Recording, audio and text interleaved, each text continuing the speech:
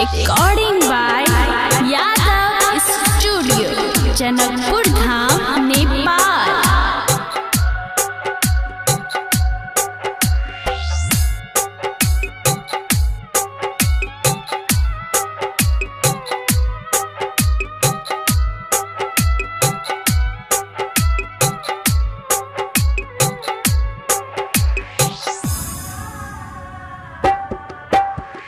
DJ Umesh Sukhipur बाजार।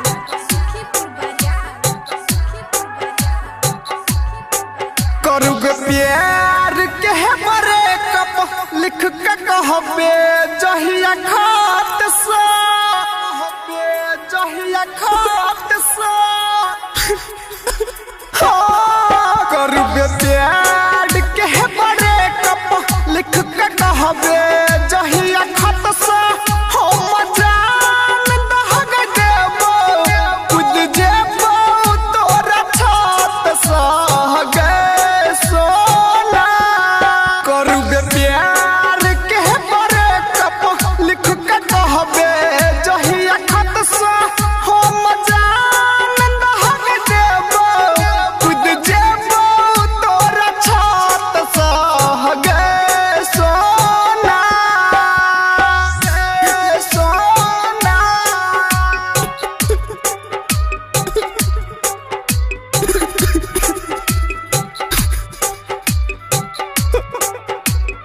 Music by DJ Umesh Sukhipur Bazar. दर्द कहियो ना सहबो गाजा के साथ गधरबो साचो। हम एक दिन मरबो सुन ले हमर जान गे, सुन ले हमर जान गे, सुन ले हमर जान गे। जहिया वीरान बनैबे जिंदगी से दूर तू जैबे कबो ना प्यार भुलैबे।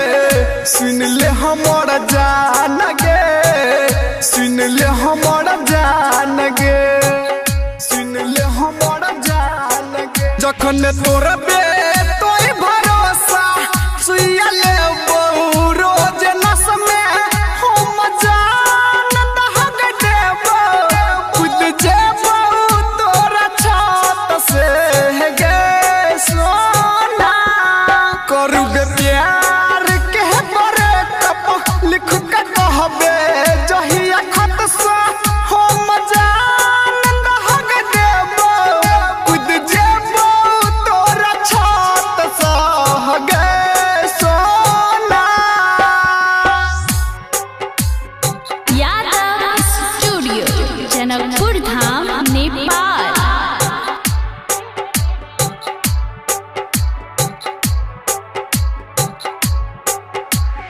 डीजे उमेश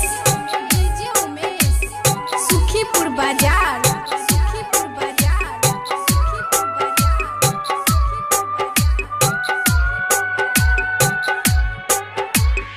दिल्ली हमर छौके तोरे मनई, हमर छौके तोरे हमरा जीवन के डोरी। छौगे तोरे हाथ में, छौगे तोरे हाथ में, छौगे तोरे हाथ में। राइटर श्याम के बतिया गायक पुकार के छतिया पर कहियो नहीं छुरी चलई है। सुन ले हमर जान गे, सुन ले हमर जान गे, सुन ले हमर